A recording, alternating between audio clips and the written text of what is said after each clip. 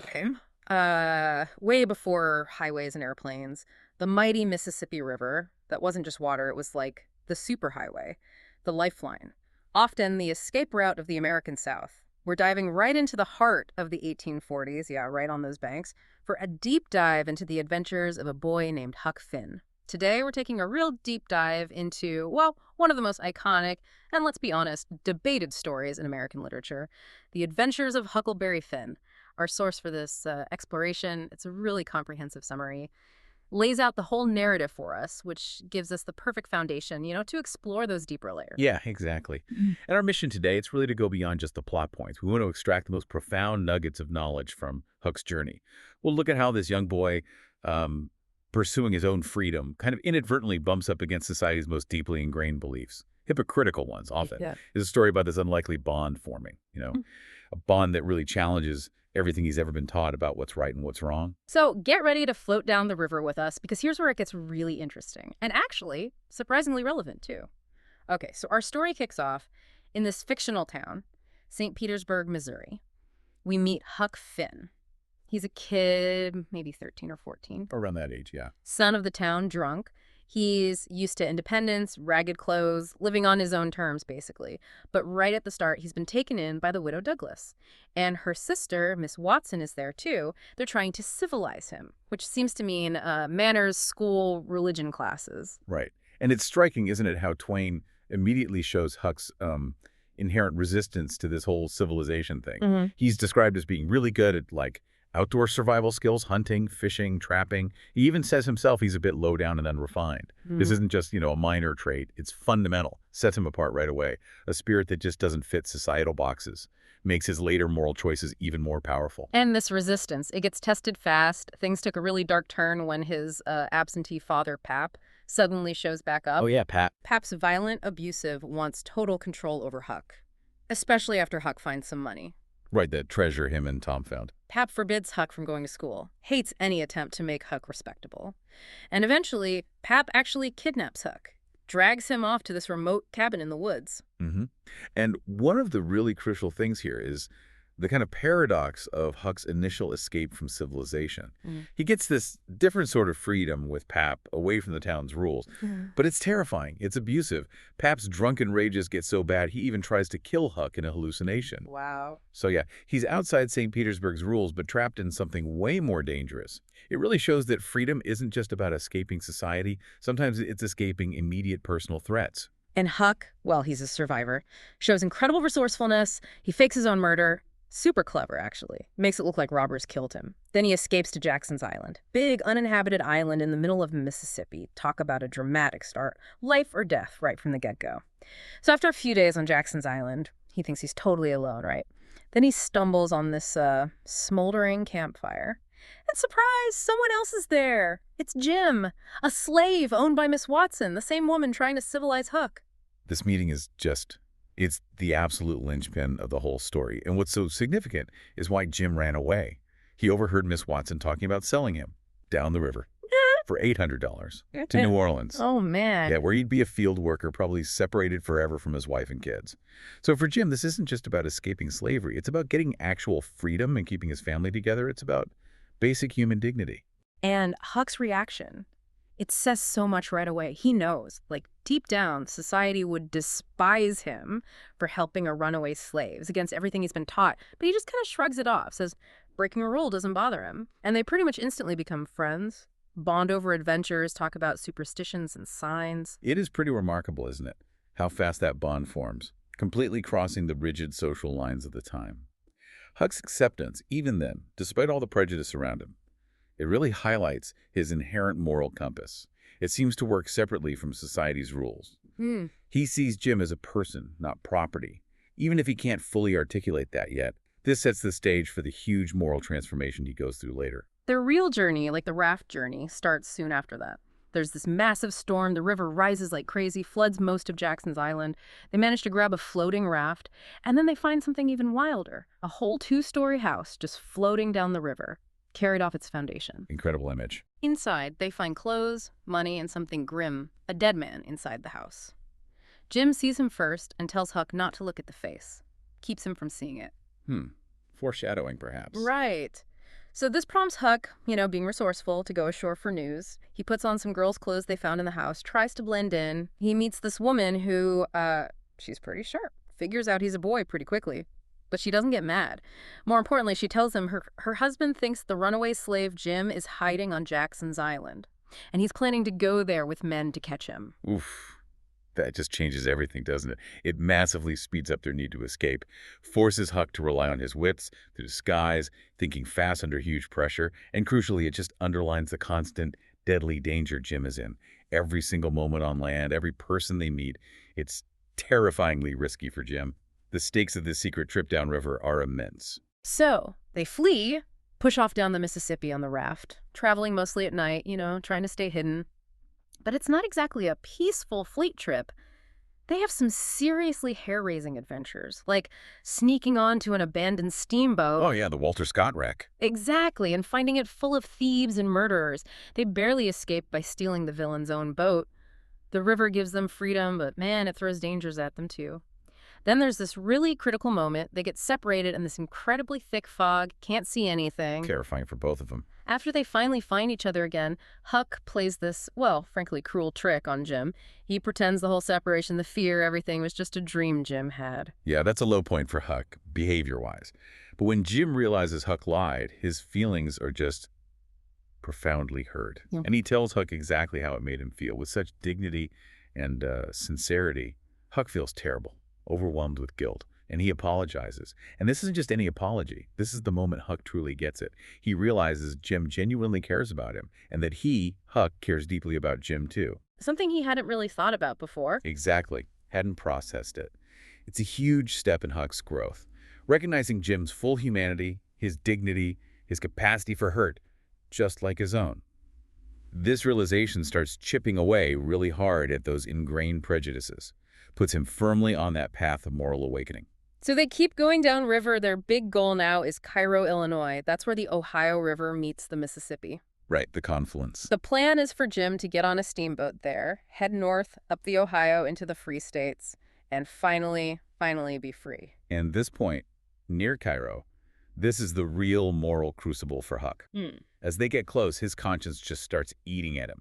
Society, everything he's ever known, has hammered into him that helping Jim, a runaway slave, is wrong. It's like stealing Miss Watson's property, he thinks, just to spite her. Wow, the mental gymnastics he must be going through. Well, totally. He's caught. Right between those deep-seated societal rules and his own growing personal morality, his feeling for Jim. It's pulling him towards what feels right, even though everyone says it's wrong. And this raises that crucial question for anyone reading this, really. How do you reconcile what society teaches you with what your gut, your own morality, tells you, especially when your gut feeling is condemned by everyone else? Huck's internal struggle here is just so powerful. Conformity versus conscience. But then fate, maybe? Or just the river. They miss Cairo in the fog, completely pass it, and they can't go back upstream on a raft. That path to easy freedom just vanishes in the mist. Then disaster. Their raft gets run over, smashed by a steamboat. They have to dive under the massive paddle wheel just to survive, and they get separated again, thrown into the river chaos. Just relentless. Huck swims ashore. He ends up getting taken in by the Grangerfords. Wealthy family, seem respectable, live in this big, kind of gaudy house. He makes friends pretty quick with Buck, a boy his age. And for a little while, Huck gets a taste of what looks like a stable, civilized home life again. Yeah, but what's truly fascinating and also deeply satirical about the Grangerfords is this decades-long, incredibly bloody feud they have with another big local family, the Shepherdsons. It's just stark, almost absurd, senseless violence, entrenched conflict. Why are they fighting? Nobody even really remembers the original reason anymore. Yeah. It's just inherited hate. Yeah. That's how it's always been. Oh, man. And the feud blows up while Huck's there. Buck's sister, Sophia, she elopes with a Shepherdson, and that ignites this brutal gun battle. Buck gets killed, other family members too. Huck is just horrified by the pointless violence, the destruction. He runs away, back to the river, seeking the relative peace and morality of the raft, even with all its dangers. So after that horror show, Huck finds Jim again. Jim had been hiding out in the woods with the Grangerford slaves. They get a new raft somehow and keep going down the river. The very next thing, they run into these two con men. They're being chased by an angry mob they just swindled. Huck and Jim, being good-hearted, they rescue them, pull them onto the raft. But the problem is, once these guys are on the raft, they don't want to leave. And Huck and Jim, there's nothing they can really do about it. They're stuck with them. Yeah, the arrival of these two, one claims he's a duke, the other, even more ridiculously, says he's the lost king of France, the Dauphin. Right. It just injects this whole new level of like chaotic deception and moral ambiguity into their trip, which was already dangerous enough. Huck and Jim are forced to put up with these frauds. They become unwilling accomplices in their scams. It really tests Huck's resourcefulness, yeah, but also his patience. His ability to just watch human foolishness unfold. He has to navigate this blatant dishonesty constantly. And these guys, the Duke and the King, they plan all sorts of scams, trying to fleece people in every town they pass. After their terrible Shakespeare acting bombs, Oh, it was bad. they come up with their masterpiece, the Royal Nonesuch. They advertise it with signs like, ladies and children not admitted, to make people curious. Right. Build hype. Right, gets the guys interested. But the whole show, all that happens is the king crawls out on stage on all fours, stark naked, painted different colors, lasts maybe a minute or two, then the curtain falls. That's it. It's brilliant satire by Twain. And what's really fascinating is how the audience reacts. They know immediately they've been totally ripped off.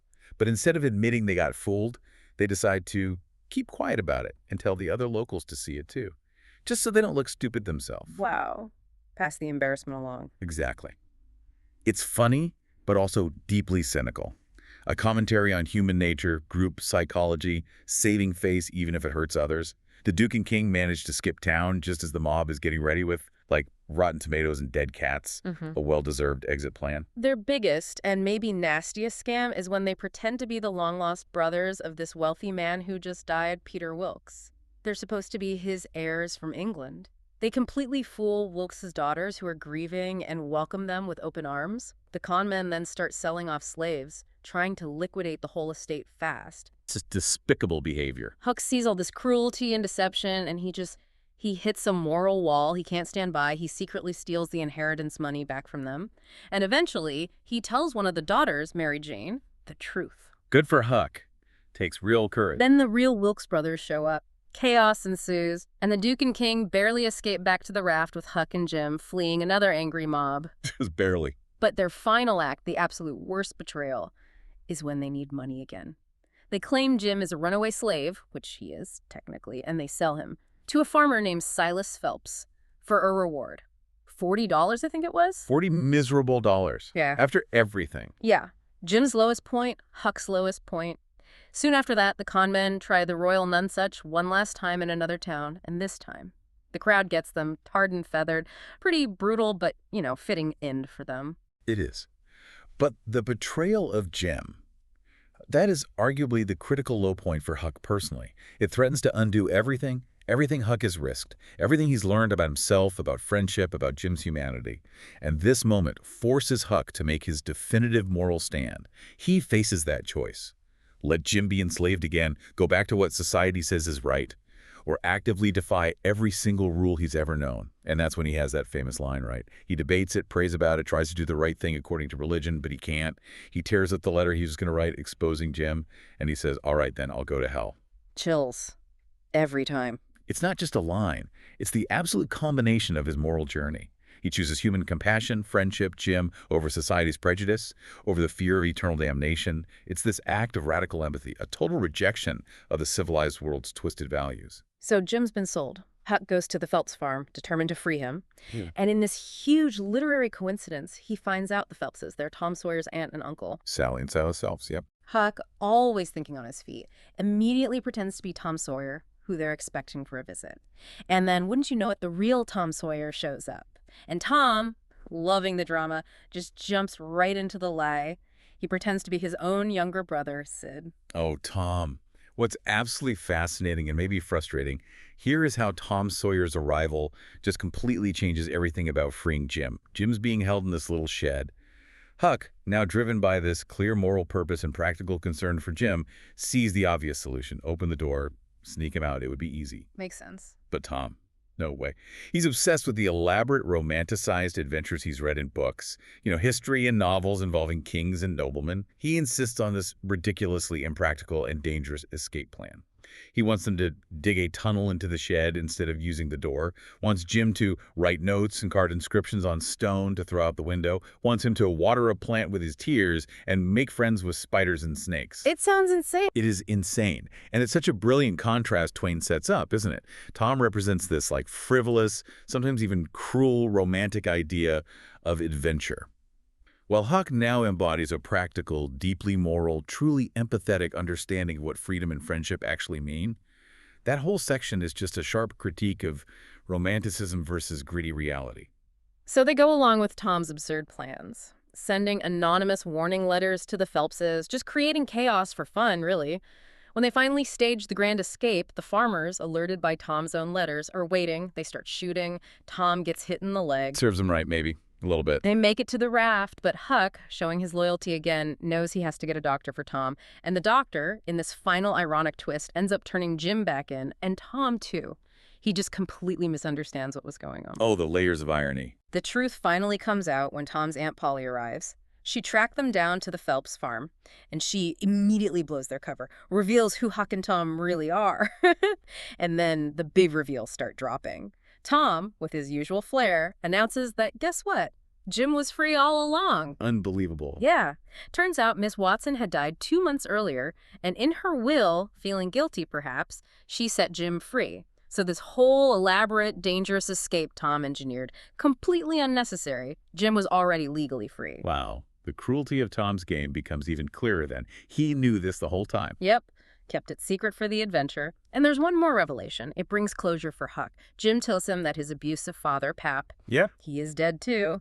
Turns out he was the dead man on the floating house, way back near Jackson's Island, the one Jim wouldn't let Huck see. Ah, so that mystery is solved. Yeah. Provides a real sense of finality for Huck's past troubles, doesn't it? It does. So at the very end, Aunt Sally, bless her heart, offers to adopt Huck. Yeah. And you guessed it, civilize him again. Here we go again. But Huck, after everything he's been through, all the growth, the learning about humanity, hypocrisy, real connection, he decides he's had enough of this so-called civilization.